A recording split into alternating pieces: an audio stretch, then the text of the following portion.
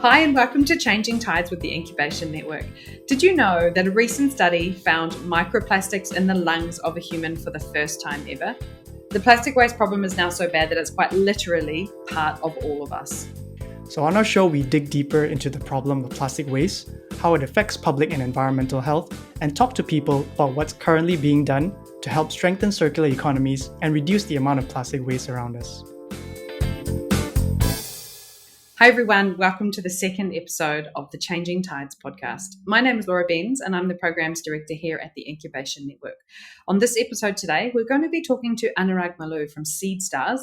They're a global community running acceleration programs for startups all around the world with a huge focus here in South and Southeast Asia.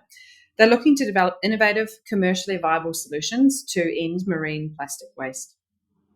And I'm Titus Lowe, the Program Manager for Circularity at the Incubation Network. Lately, there has been a constant flow of innovative ideas on tackling the issue of plastic waste pollution, with many talented, motivated people bringing fresh and unique solutions to the forefront. So how does one take a good idea and turn it into a viable business that is both profitable and effective? Great challenge. So Seedstars supports entrepreneurs in emerging markets. They partner with governments, financial institutions, investors, many other stakeholders to build robust innovation ecosystems. And they're always pushing for social and economic development. And it actually says on their website, they move fast, they push boundaries, and they challenge the status quo to get things done. So we are happy to be joined today by Anurag Malu, Regional Director for Asia Pacific and VP of Global Partnerships and Business Development for Seedstars.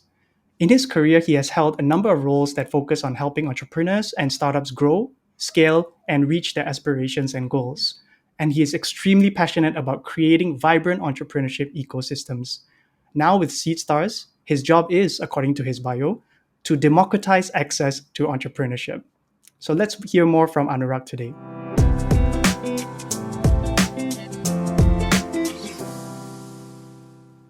So Anurag, welcome to the Changing Tides podcast.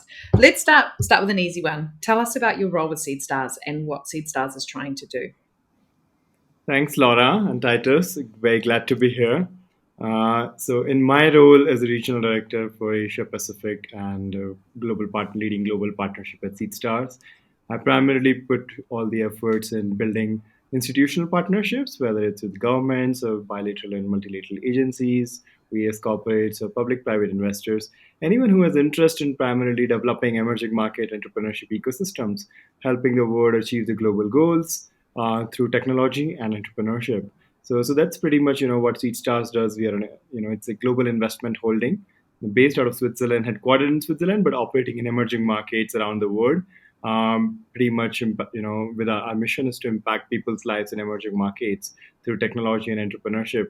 So how we do it, as I mentioned, we build these partnerships with the various institutions. So that is one of the programs around capacity building of entrepreneurs that we focus on.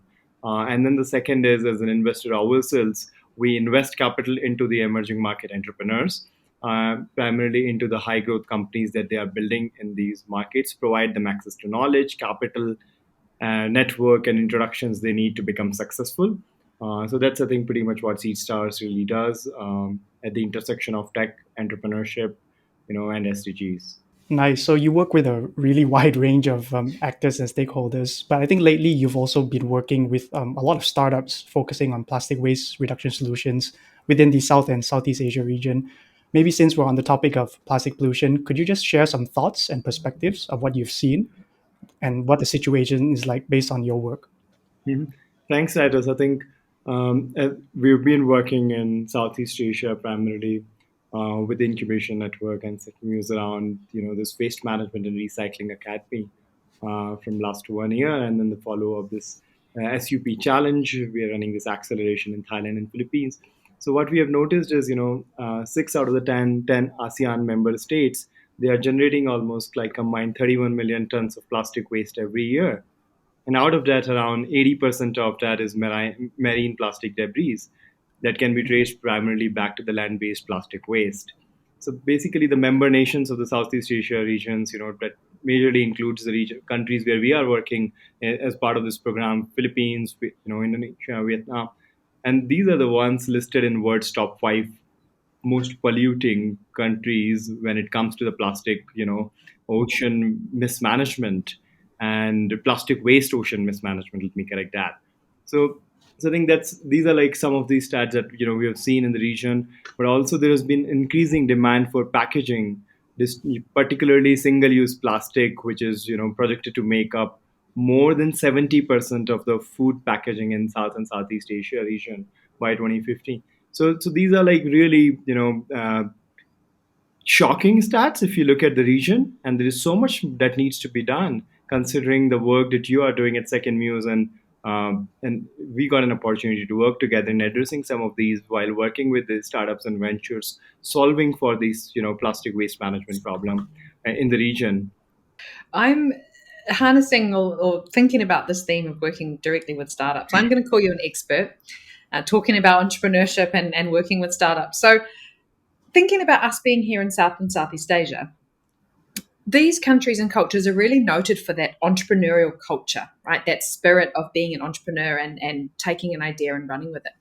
How are you seeing this being applied to plastics, to the plastic pollution situation that you've just talked to us about? Great question. I think, as you've seen, the entrepreneurial culture in the region, it's definitely on the rise, and it has been there. If you go around on the streets in the entire region, you will see there are entrepreneurs everywhere. There are micro entrepreneurs everywhere. So entrepreneurship is not also something very new. The culture is there, but at the same time, what is really needed is like increasing. We need more access to capital in the region. You also see new ecosystem players are coming up, not just focusing only on the for profit, but also on impact, on solving for SDGs, sustainable development goals. And there is increasing government support that we are seeing in the region. And for international investors, those who are looking to diversify their portfolio beyond the traditional venture capital investments, uh, there is also an attention that the work that we are doing around this plastic waste management and the ventures that are solving for this challenge, they are starting to get some interest, and from regional investors, some from international investors, and hopefully, I think as we have seen in last like in 2021, the ASEAN like startup investments got doubled in the region. I hope the investments into the impact sector will also get increased, but it takes time because as an venture investor, they would always seek those returns, but in a traditional tech company that may come up quite early, but when it comes to the impact, it may take a little more time than the traditional startups. So I think this is one aspect where I definitely see there's more impact investment going into the region, and that is looking at investing into more largely global issues. And like for example, circular capital is doing a lot in the space of plastic pollution, and ocean plastic. So there are similarly other like at Seedstars also. When we look at our investments, we have a lot of focus on SDGs. When we are looking at like the companies during the due diligence process, how do we ensure that they are aligned with the global SDGs and tackling some of those challenges, while not just building the building any solution. So that's, I think, one of the alignments that we look at into the region. I would say like the infrastructure and the overall ecosystem support, like it's not like gonna happen in like 1 year, or one program will not change anything. It's a decade long journey. It's a journey that takes time. There is a lot of room for still innovation in general. That also opens up a lot more opportunity for talented entrepreneurs to come and actually start building ventures that solve for, plastic pollution, for the regional challenges, rather than copying something from the West and just trying to replicate here. So we have our own problems to really tackle and handle. Can we actually start focusing on that through tech and innovation? That will actually change, that will put the region, differently in terms of the investment landscape for investors. The kind of solutions they would see in the region will be very, very different from what they will see in Europe and US. And as we say, like Asia is the future when it comes to innovation and and everything. So here we are. Let's focus on the challenges that we have in the region and really innovate for that. Thanks, Anurag. That was a really good. I think you've already touched on a few points of what you look for in entrepreneurs before working with them, like such as alignment with the SDGs and etc. But just curious to know whether you could maybe give a little bit more detail on that, on how you identify and select promising startups to mentor. What are some of the typical traits or characteristics? Maybe you can just share a bit of that. Thank you, Titus. I think there are two types of founders. One are the coachable ones, one are not so coachable ones. Yeah. And I think the difference that makes it like, which when we look at, the startups to mentor is who is received to also, who is ready to receive coaching, who is ready to receive mentoring, who understands what they are aware of, what they know, what are their strengths and weaknesses, what they actually also don't know. We can't know everything ourselves too, neither any one of us. So having that awareness and being comfortable in acknowledging our own ignorance and willing to do the work in order to fill that gap by receiving more knowledge, by getting access to right mentors who can, by getting listening to the experts, whether it's technical experts or business coaches, where they can actually be that, show that humble, that they are humble, they are willing to learn, that they are ready to get coached, is someone actually we would look for. Having that maturity to accept the feedback from others and work on that is something, we look into the founders, and not just willing to learn, but also unlearn and relearn. So we can have very authentic and honest conversations with the founders rather than both the sides, both the parties trying to just please each other. So I think that's the main thing I would love to highlight. And there are all the other things, that's pretty much common out in the world that everyone talks about.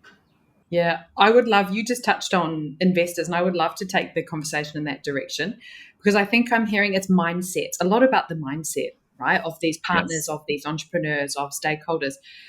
Can we think about the investors? I'm keen to understand what you're seeing in terms of mindsets of, for example, a typical impact investor, maybe a government investor, maybe an institutional type investor. What are their mindsets? What are they looking for out of these kind of connections and out of these relationships? Great question here, Lara. I think every investor has their own goal, what they want to achieve. In simple words, in the end of the day, investor would like to have received the returns. Yeah. Whether it's True. for a private, they can have a different timeline. They can have different metrics around it. But in the end, it's always whatever we are investing in, when do we get the return back?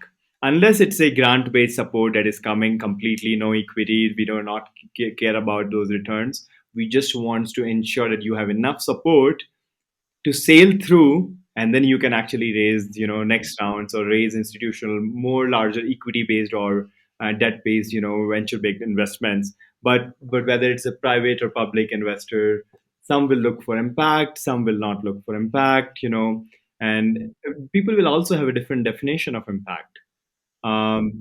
It's not necessarily the same for all the investors. Some of these terms are also very fluidly used into the region. So one thing I would say is, like, when we work with these institutional investors, we understand their goals, what they want to achieve, what kind of companies are they looking into it, what problems do they care about, like really it has to align with their larger agenda also. So I think I wanted to just understand a little bit more about the common challenges that prevent startups from scaling. So obviously access to funding is one of them, and you've mentioned like a host of funders that you have recently worked with.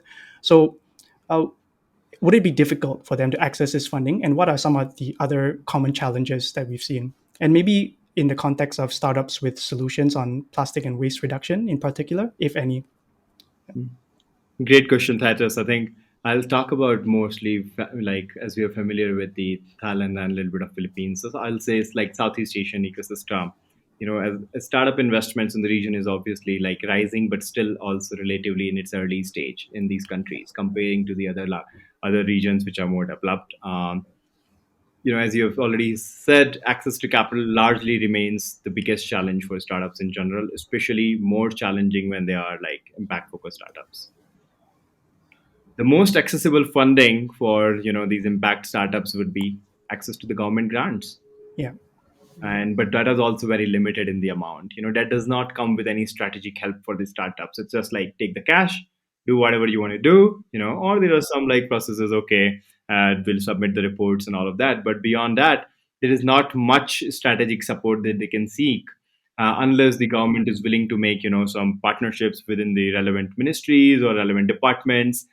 But that is something, third brings me to the next point. What startups also need is strategic partnerships where they can get access to, like to do their proof of concepts, to, work on finding access to large, partnership with a corporate to work with their retail chains, or like we need like those strategic partnerships in place, which allows the startups to take a leap from 1 to 10. 0 to 1, yes, we can help them get there, but like 1 to 10, how will they get there? 1 to 100, how will they get there? So I think that is something the startups, when it comes to the scaling part, is really looking for. How do we, go from 1 to 10 and beyond? And then I think another thing that is important is like to keep in mind to change this narrative is like avocation and investors education for impact investments is much needed in this, in the ecosystem, where they understand what does it also take to help startups focused on impact scale. And also startups to understand, it's not necessarily, there is no like right and wrong playbook there. Yeah. And I suppose that's kind of like the role Seedstars plays, right, in terms of facilitating strategic partnerships between startups and maybe companies or other stakeholders that they may not have naturally had access to. So I think that's a crucial role that you play, and a very important one for sure. So Anurag, I'm really keen to hear about some of these partnerships. We understand now the real importance of stakeholders and strategic partners for entrepreneurs and for startups. Give us a couple of your success stories in terms of strategic partnerships you've been able to develop as Seedstars. Thanks, Laura. I think this is something I do on a daily basis, engaging with partners and different stakeholders that has a similar goals like us to support startups into the impact space. And some of the notable partnerships, that I really cherish that we have been able to build. Like let's start with like first around, working with UN Environment and Climate Technology Center Network to across the world in emerging markets from APAC, Africa, Latin America, and MENA to help identify the startups and help build the startups solving for climate tech innovation. How do we help the entrepreneurs who wants to innovate and leverage technology to solve some of the biggest climate related challenges around energy to agriculture to forestation, around waste management. So there are such great partners out there who are equally willing to work on these this. So this is one of my favorite ones, actually, something that has not been just a one-off partnership but continued every year. When they start seeing the success of this partnership in one region, how do we do it in different regions and replicate this, how do we go beyond what we have done in the work, with a very early stage? How do we take it to the next stage, of support to the entrepreneurs that we have been working with? Yeah, I mean, just on that vein, Anurag, I mean, you've talked a lot about partnerships, talked a bit about challenges, and just as we're kind of like wrapping up the session, just wanted to hear whether you would have some words of wisdom or advice for like budding entrepreneurs or startups that are looking to kind of grow and scale their solutions. Are there any nuggets of wisdom that you would like to give them? Today, I think I would love to focus on, there's a lot of hustling culture out there. Keep hustling, but no one really wants to put a focus on taking a pause also, like taking care of your own well-being, whether it's your mental health, whether it's physical health. Founder wellness and health is so important. As also, I think those who are supporting these founders and entrepreneurs must also have that empathy, and also encourage these founders to take care of themselves. And I think in the whole race of building these companies and creating these large valuations into making these unicorns, like we forget that we need to also take care of ourselves. So if you are a founder building something, solving some of these biggest challenges, just ensure that to be able to do that, you need to also take care of yourself first. And so that is one thing. Like I do it for myself too. It can be insanely like busy the rest of the year, but I actually unplug every year and I go into the mountains and go on expeditions, completely off the grid, like not even reachable by anyone, because I need that time for myself to really recharge my own batteries. And as a founder, like it's it needs to be in our DNAs. As much as we want to create or promote that hustling culture, I'm not a really big fan of it, and I really would love to see people coming out and also talking about, hey, that's enough. Can we actually also prioritize, our well-being too? So that's one, and rest is, I think, focus on uh, the problem, really addressing the problem rather than being so attached to your own solution, because solution will change, and focus on really serving the needs of your consumer, of your customer. Are you really solving a problem? I think that if that is where we are focused on, we are on the path. Thanks for that sincere and heartfelt response. That was really good. I think just before we end, just one final question before we let you go, Anurag. This is a little bit off topic, but we couldn't help but notice one of your previous job titles as a happiness director. Could you please tell us more about what you did and perhaps share the one most important thing you learned from that role? Yeah, I think it was the Techstars like Bangalore acceleration program that we launched, and we had a great rapport. And the same thing that I just talked to you about. How do we take care of our own Yeah. well-being? Happiness was really all about like putting well-being at first, ensuring that the cohort of the entrepreneurs that are part of the program. How do we inculcate that culture of the wellness and staying healthy and holistic health into the Right. program, and focus on the mental well-being? How do we create an environment where they can be vulnerable, where we can be just ourselves, and be the most authentic version of ourselves? We can talk about our challenges in a pure raw manner. How do we drive more compassion and high energy environment, that's so contagious for every founder in a startup to thrive and shine? How they can collaborate with each other, how they can be more open to asking for help, be more empathetic, honest about their needs, and that allows us to empower them and provide the right coaching they need to succeed. So helping them take charge of their happiness and their well-being was, I think, the kind of role I was trying to play there. Thanks, Anurag. That's good entrepreneurship advice, but also good life advice as well, I would say. Yeah. Thank you. So yeah, thank you very much, Anurag. It's this is all the time we have left, unfortunately, but it's been great speaking with you and just learning more about your perspectives about entrepreneurship and the challenges that they face. So just want to say keep up the good work and all the best to you. And we look forward to our continued partnership together as well. Yeah, thanks so much. Thank you so much for this. It's been a pleasure being part of it, and I really look forward to our collaboration. Sounds good. Take care.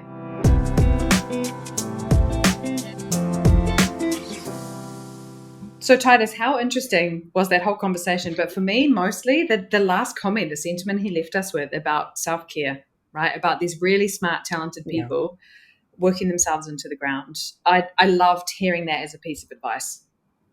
Yeah, I think that's something that we could all learn from, right, Laura? I mean, because like actually, if you think about it, more often than not, we hear about like startup success stories, the unicorns, but in actual fact, there are a lot of countless startups out there that are just like hustling and working tirelessly, working late nights, and to your point, I think it's really good advice that even though we are passionate about something, we also have to look at ourselves and just take care of ourselves in that sense.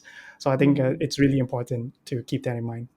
Yeah. And I liked that he said, obviously, there's all the other advice as well, like make sure you're solving a problem, not just pushing a solution and that kind of stuff. But it really did come across as a beautiful, holistic viewpoint that I think Seedstars tries to deliver to all of the people that they work with, which is really, really powerful. Yeah, I definitely appreciate the role that they play in providing these opportunities and opening new doors for budding entrepreneurs, because I think that's probably one of the most difficult challenges and hurdles that we've kind of experienced as well, working with ventures.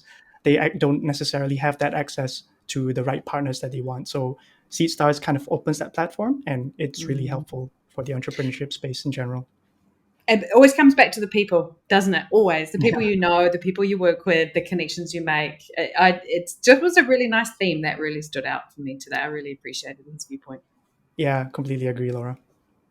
That's it for this episode, folks. Thanks everyone for tuning in. We'll see you back here for episode 3, where we'll be talking with Nat from Trash Lucky. He'll be sharing a bit more about how startups navigate the challenges of growth, what as entrepreneurs can aim for as they define their business plan, and really what that kind of moonshot for success looks like. Look forward to speaking with you then. And see you next time. Bye. This has been Changing Tides with the Incubation Network. The hosts were Laura Benz and Titus Lowe. Follow the Incubation Network on LinkedIn, Facebook, and Twitter. For more episodes, visit the Incubation Network website or download them on your favorite podcast service. Copyright The Incubation Network and Second Muse.